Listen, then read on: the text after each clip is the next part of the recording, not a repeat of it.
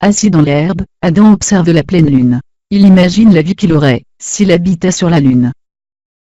Belle soirée, n'est-ce pas? Le petit garçon sursaute en entendant la voix de son papy. Oh, papy, tu m'as surpris, je ne t'ai pas entendu venir. C'est normal, puisque tu étais dans la lune, lui répondit le vieil homme. Tous deux éclataient de rire. Est-ce que je peux m'asseoir à côté de toi? Demanda son papy en s'approchant. Avec plaisir, répond aussitôt Adam, ravi. Sur la lune, dit papy de sa belle voix de basse, nous ne pourrions pas nous asseoir ainsi. Nous flotterions dans l'espace. Sur la lune tu serais 6 fois plus léger. Ce serait rigolo, glousse le petit garçon. Pendant un moment, peut-être, mais tu imagines un peu les difficultés que nous aurions à vaquer à nos occupations. C'est vrai, admet Adam en riant. Au petit déjeuner, mes flocons de céréales s'éparpilleraient dans les airs. À l'école, mes cahiers, mes livres et mes crayons se disperseraient dans toutes les directions. Mais au fait, demande le petit garçon en interrompant sa rêverie, pourquoi est-ce différent sur la Terre? À cause du phénomène physique que nous nommons attraction terrestre, lui répond le vieil homme. Et qu'est-ce que l'attraction terrestre? Demanda le petit garçon.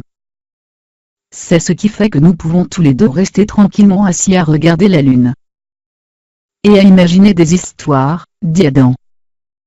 Oui, la Terre agit sur nous comme un gros aimant. Elle nous retient au sol. C'est ainsi que, si tu lances un ballon dans les airs, il retombe.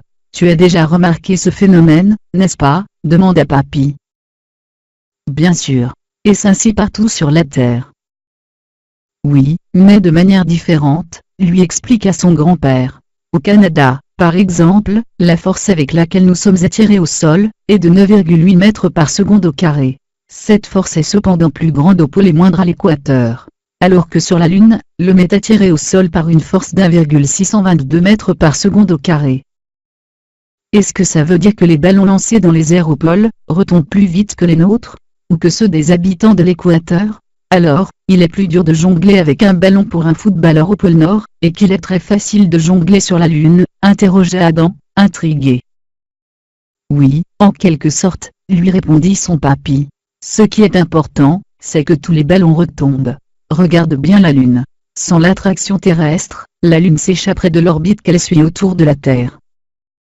Elle se perdrait dans l'espace, comme un ballon gonflé à l'hélium, s'étonna le petit garçon. Exactement. Et alors la nuit, nous ne pourrions rêver en la regardant, dit Adam. Tu sais, la Terre aussi s'échapperait dans l'espace, si le Soleil ne l'attirait pas à lui. En fait, toute masse exerce une attraction sur un corps plus petit. Il y a un autre phénomène intéressant, si nos deux corps étaient soulevés du sol, et que nous étions lâchés, nous toucherions le sol en même temps en ne tenant pas compte de la résistance de l'air sur nos corps, qui freinerait un peu plus le plus volumineux, et donc modifierait sa vitesse. Ce qui veut dire que deux objets de poids différents, et de même forme tombent à la même vitesse, dit Adam. C'est très bien, tu as bien compris, répondit papy, étonné de sa clairvoyance. Tu en sais des choses, papy, soupira Adam en s'enroulant dans sa couverture. Merci de toutes ces explications, mais je préfère maintenant les oublier, et me laisser aller arriver.